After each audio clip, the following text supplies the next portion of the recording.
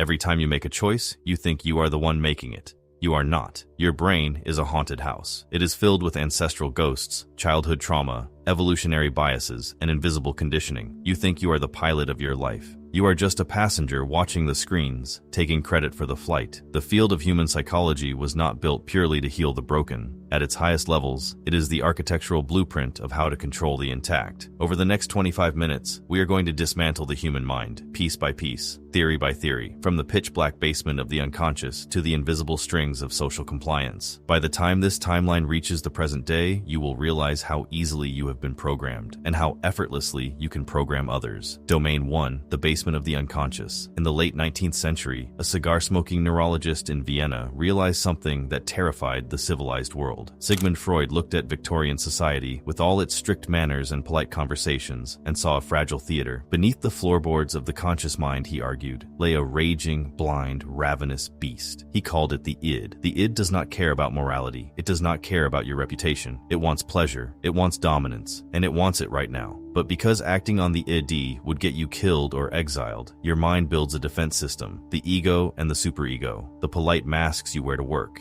Most people read Freud and think about dreams or repressed memories. Predators read Freud and see a control panel. If you want to influence someone, you do not speak to their conscious mind. Their conscious mind is guarded. It is skeptical. You bypass the guards and speak directly to the beast in the basement. Look at history. In 1929, the American Tobacco Company had a problem.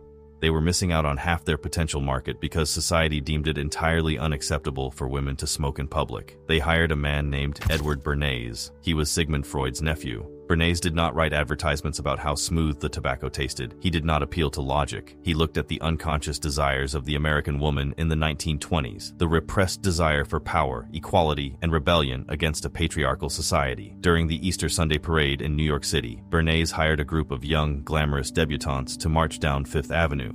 At a specific, highly publicized moment, they all reached into their purses and lit cigarettes. Bernays told the press they were not cigarettes. He called them torches of freedom.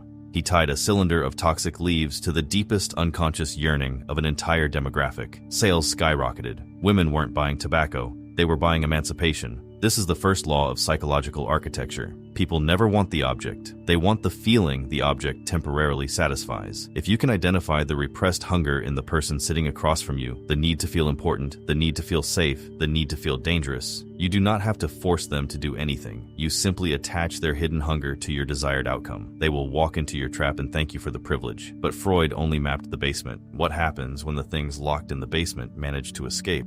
Domain 2, the shadow and the mirror. Carl Jung, a former protege of Freud, noticed a terrifying pattern in human behavior. The people who most loudly proclaimed their own virtue were always the ones hiding the most grotesque desires. Jung introduced the concept of the persona and the shadow. The persona is the public face. It is the carefully curated identity you present to your coworkers, your family, and the internet. It is who you wish you were. The shadow is everything you refuse to acknowledge about yourself, your cruelty, your greed, your capacity for absolute ruthlessness. Every time you deny a dark impulse, it does not die. It gets shoved into the shadow, where it ferments. It grows dense. It grows hungry. Here is where the psychology becomes a weapon. Jung observed a mechanism called projection. When a person's shadow becomes too heavy to carry, their ego protects itself by projecting those exact dark traits onto other people. The man who is secretly unfaithful will obsessively accuse his partner of cheating. The colleague who is hyper-competitive and deceitful will constantly complain that everyone else in the office is out to get them. The politician who preaches the loudest about moral purity is inevitably the one caught in the hotel room with a briefcase of illicit cash. They are not just being hypocrites, they are quite literally seeing their own shadow superimposed over your face.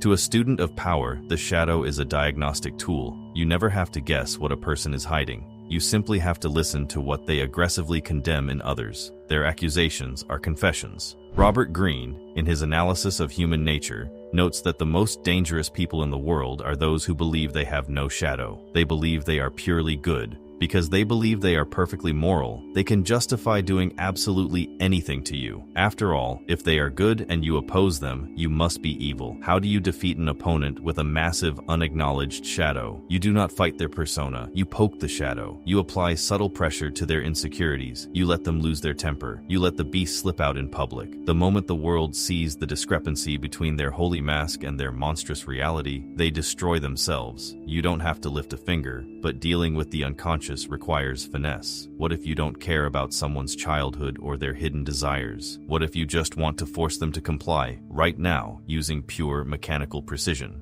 Domain 3. The architecture of obedience. While the Europeans were obsessing over dreams and archetypes, the Russian physiologist Ivan Pavlov and the American behaviorist B.F. Skinner were reducing biological life to cold, hard mathematics. Behaviorism completely ignores the mind. It doesn't care about your feelings, your traumas, or your shadows. Behaviorism treats the human being as a machine. Input generates output. Stimulus generates response. Pavlov proved that you could hack the autonomic nervous system by ringing a bell right before feeding a dog. He eventually made the dog salivate just by ringing the bell. He bypassed the animal's logic and hijacked its biology. Humans are no different. We are anchored to sounds, smells, and visual cues. A specific ringtone can induce a panic attack. The smell of a specific cologne can trigger an immediate sense of dread. But B.F. Skinner took this further. He didn't just want to trigger reflexes. He wanted to control complex behavior. Skinner placed rats and pigeons in boxes equipped with levers. He discovered operant conditioning. If an animal presses a lever and gets food, it presses it again. If it presses a lever and gets an electric shock, it stops. This sounds elementary, until Skinner discovered the most dangerous psychological mechanism ever recorded in a laboratory, the variable ratio schedule of reinforcement. If Skinner gave the rat a food pellet every single time it pressed the lever, the rat would press it only when it was hungry. If Skinner completely stopped giving food, the rat would eventually stop pressing the lever. But if Skinner gave the rat a pellet randomly, maybe after 3 presses, maybe after 20, maybe after 2, the rat's brain flooded with dopamine. The unpredictability drove the animal insane. The rat would press the lever obsessively, frantically, until it collapsed from exhaustion. You are the rat. The lever is your smartphone. Every social media algorithm on the planet is built on Skinner's variable ratio schedule. You pull down to refresh the feed. Sometimes you get a massive hit of validation. Sometimes you get nothing. The unpredictability is what makes it impossible to look away. But this goes much darker than technology. This is the exact blueprint of a trauma bond. When a manipulator wants to enslave you emotionally, they do not treat you terribly all the time. If they did, you would leave. Instead, they use a variable ratio schedule. They shower you with intense, overwhelming affection. Then, for no logical reason, they withdraw. They become cold. They become cruel. You panic. You try to figure out what you did wrong. You beg for the warmth to return. Eventually, randomly, they give you a breadcrumb of affection. Your brain experiences a massive dopamine spike identical to surviving a life-threatening event. You become chemically addicted to the cycle of punishment and relief. You think you are deeply in love with this person. You are not in love. You are in a Skinner box, frantically pressing the lever in the dark, hoping this time it dispenses a drop of warmth instead of a shock. The most addictive thing in the human experience is unpredictability. Master it, and people will chase you to the ends of the earth.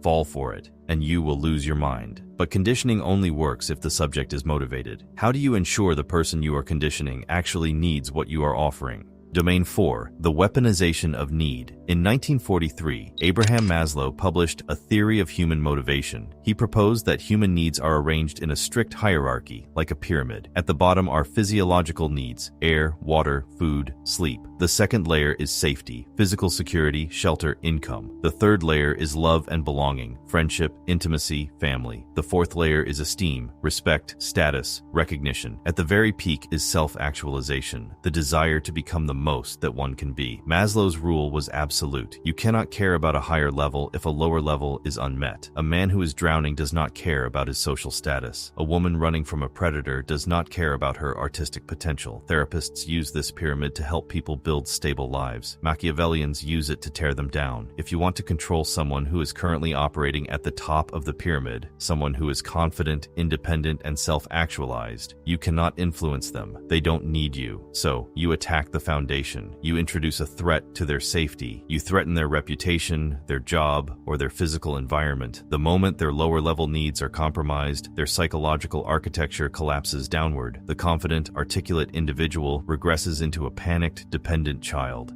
This is the foundational operating system of every high-control group, cult, and authoritarian regime in history.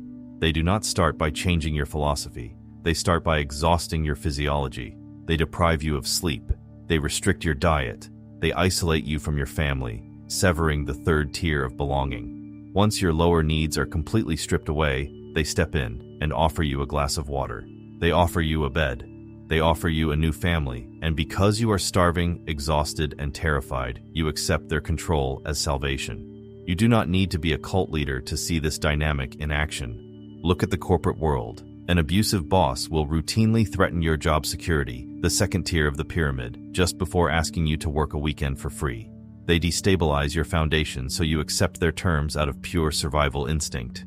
To protect yourself, you must relentlessly guard your base. Never allow a single individual or organization to be the sole provider of your safety, your income, or your belonging. If they hold the keys to the bottom of your pyramid, they own the top of it. But why are some people so much easier to trap than others? Why do some people walk away from the first red flag, while others build a house next to it?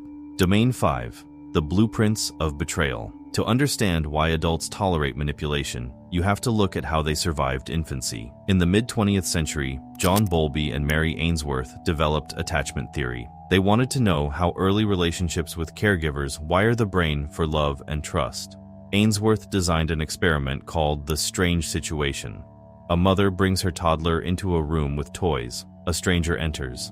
The mother quietly leaves the room. A few minutes later, the mother returns.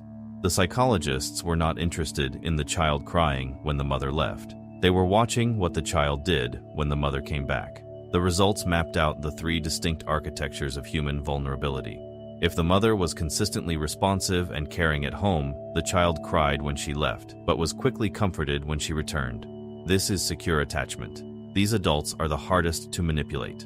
They trust easily, but they walk away when disrespected. They do not tolerate games.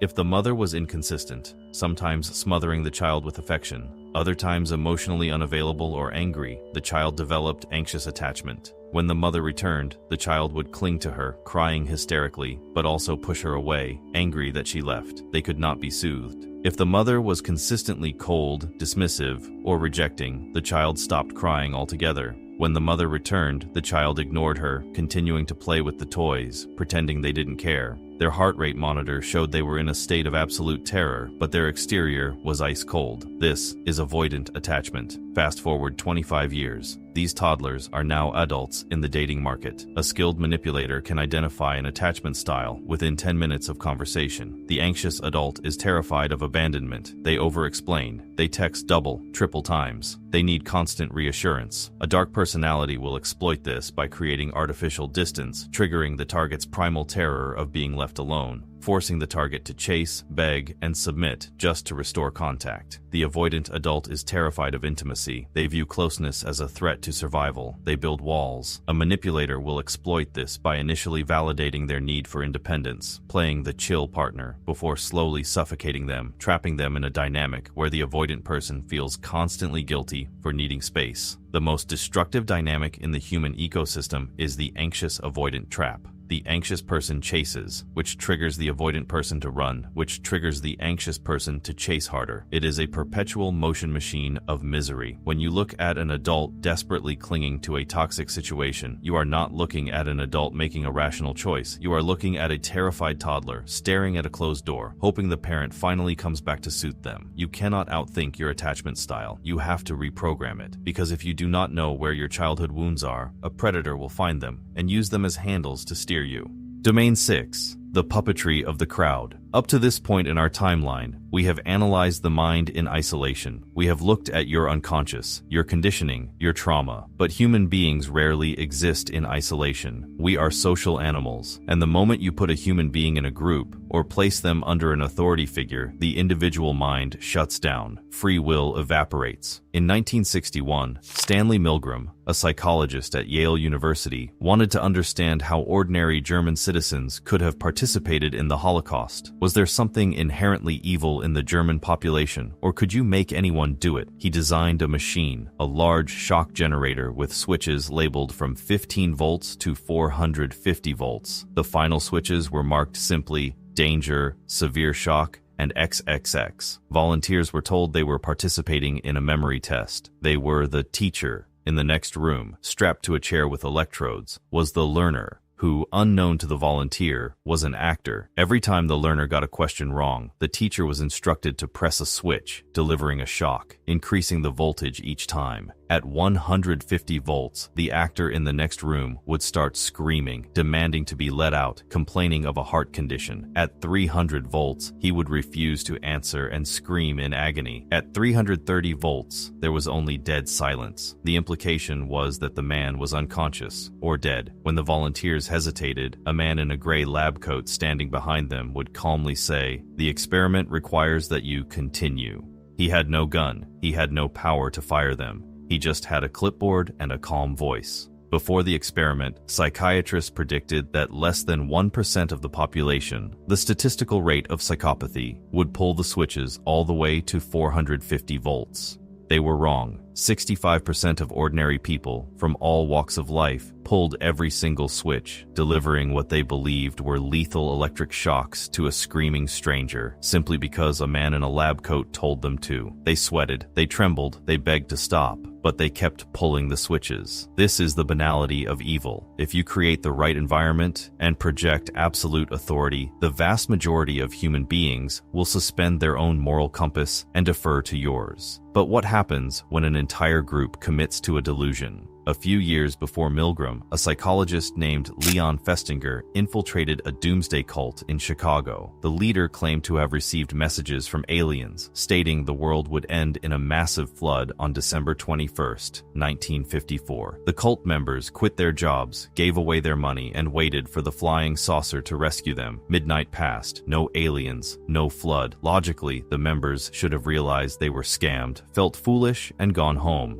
That is what a rational mind would do. Instead, Festinger observed the birth of cognitive dissonance. The psychological pain of admitting they had ruined their lives for a lie was too immense for their brains to process. The dissonance threatened to shatter their sanity, so their brains rewrote reality. The leader suddenly received a new message saying the group's immense faith had convinced the aliens to spare the Earth. The cult members wept with joy. They didn't just stay in the cult. They immediately took to the streets and began recruiting harder than ever. When a human being's core belief is contradicted by undeniable facts, the belief does not break. The facts are rejected. You cannot argue someone out of a cult. You cannot logic someone out of a toxic relationship.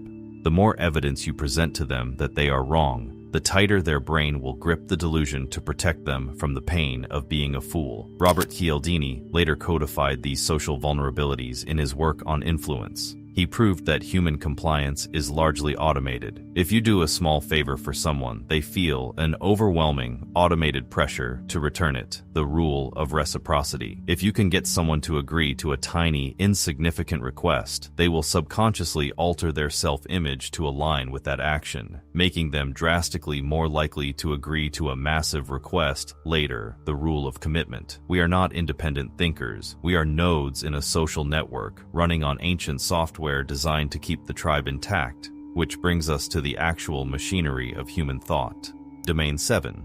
The flawed machine. For most of history, economics and philosophy assumed that humans were rational actors who made decisions based on maximizing their own benefit. Then came the cognitive revolution, spearheaded by psychologists Daniel Kahneman and Amos Tversky. They proved that the human brain is not a logic engine. It is a flawed, lazy, corner-cutting machine riddled with blind spots. Kahneman divided the mind into two systems. System 1 is fast, automatic, emotional, and unconscious. It is the part of your brain that instantly reads the anger on a stranger's face or slams on the brakes when a car swerves. System 2 is slow, deliberate, analytical, and logical. It is the part of your brain that solves complex math problems or fills out tax forms. The problem? System 2 requires immense biological energy to run, so the brain defaults to System 1 roughly 95% of the time. Imagine a bat and a ball cost $1.10 in total. The bat costs $1 more than the ball. How much does the ball cost? Your brain immediately screams 10 cents. Your brain is entirely wrong. If the ball costs 10 cents and the bat costs $1 more, $1.10. The total would be $1.20. The correct answer is 5 cents. That immediate, confident, aggressively incorrect voice in your head, that is System 1. Manipulators do not try to win arguments against System 2. They know your logic is too strong. Instead, they overwhelm you. They talk fast. They create artificial time pressure. They flood you with emotional imagery. They deliberately exhaust your System 2 so it goes to sleep. Once your logic shuts down, they have direct, unfiltered access to System 1. They use cognitive biases against you. The most destructive is anchoring. When the brain lacks information, it anchors to the first number or concept it hears, even if it is completely irrelevant.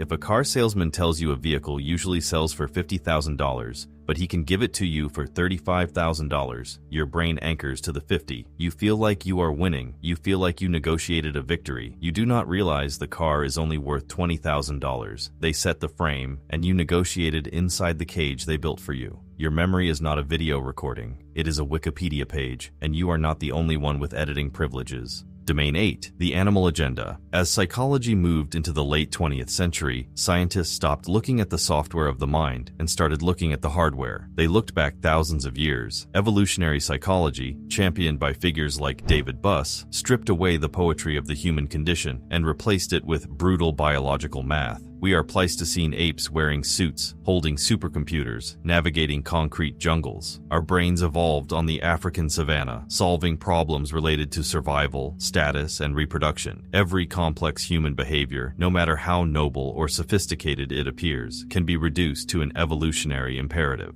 Why do we care so much about what strangers think of us on the internet? Because for 200,000 years, if your tribe rejected you, you starved to death in the wilderness. Social rejection triggers the exact same pain receptors in the brain as physical injury. Why do men ruin their lives, their empires, and their marriages for fleeting moments of infidelity? Because biological software prioritizes the maximum spread of genetic material over long-term stability. Even altruism has a dark shadow. Why do billionaires donate massive sums of money to build hospital wings with their names carved in marble? Evolutionary psychology calls this costly signaling. It is the human equivalent of a peacock's tail. The peacock grows heavy, bright feathers to signal to mates. I am so genetically superior and strong that I can drag this heavy, useless thing around and still not get eaten by a tiger. When a human engages in highly visible charity, they are signaling to the tribe, I possess such immense excess resources that I can afford to throw them away. It is a dominance display masquerading as kindness. Understanding evolutionary psychology removes the confusion from human behavior. Stop listening to the intricate stories people tell about why they did something. Look at the raw biological outcome. Did it elevate their status? Did it secure resources? Did it eliminate a rival? People are not complicated. They are just incredibly skilled at rationalizing their animal instincts. Domain 9. The illusion of right and wrong. If we are driven by animal instincts, where does morality come from?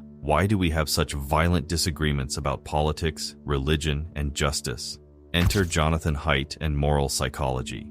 Haidt dismantled the idea that human beings are rational judges weighing the evidence of right and wrong. In his book The Righteous Mind, he proposed the metaphor of the elephant and the rider. System 1, our rapid, emotional, automatic intuition, is a massive, lumbering elephant. System 2, our slow, conscious reasoning, is the tiny rider sitting on top.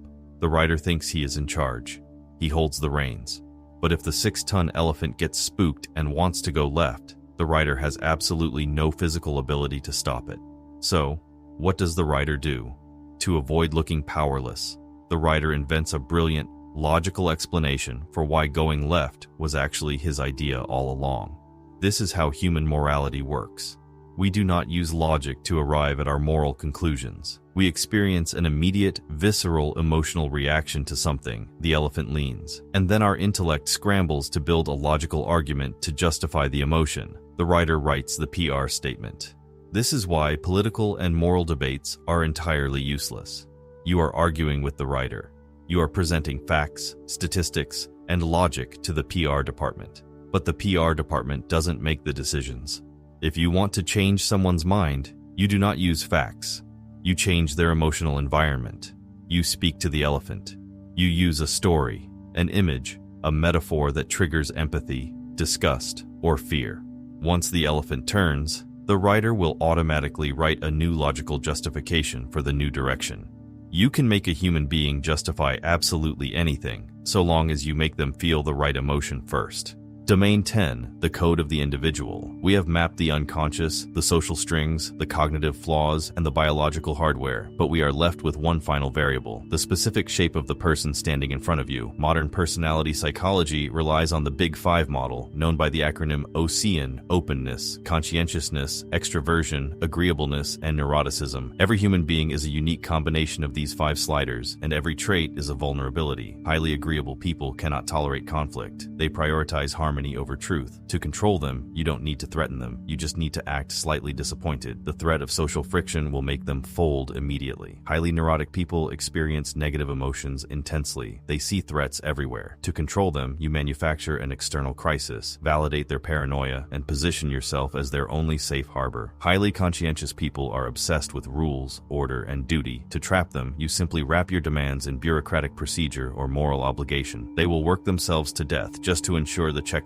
is completed. But hiding within the spectrum of human personality is a specific configuration designed to exploit all the others. Psychologists call it the Dark Triad. Machiavellianism, the ability to view other human beings as chess pieces, strategic, cold, and entirely focused on long-term manipulation. Narcissism, a grandiose sense of self-importance combined with a terrifying fragility. They require constant admiration to fill a bottomless void. Psychopathy, the complete absence of effective empathy and remorse. They do not feel fear the way you do. They do not feel guilt. When these 3 traits combine in a single mind, you are looking at an apex predator. They do not use the psychological mechanisms we have discussed by reading textbooks. They use them instinctively. They sniff out the anxious attachment style. They apply intermittent reinforcement without thinking. They trigger your cognitive dissonance and watch you destroy your own logic. The psychological landscape is not a playground. It is a hunting ground. You now have the map. From the repressed monsters in Freud's basement to the shocking compliance of Milgram's lab, down to the biological hardware driving every interaction you will ever have.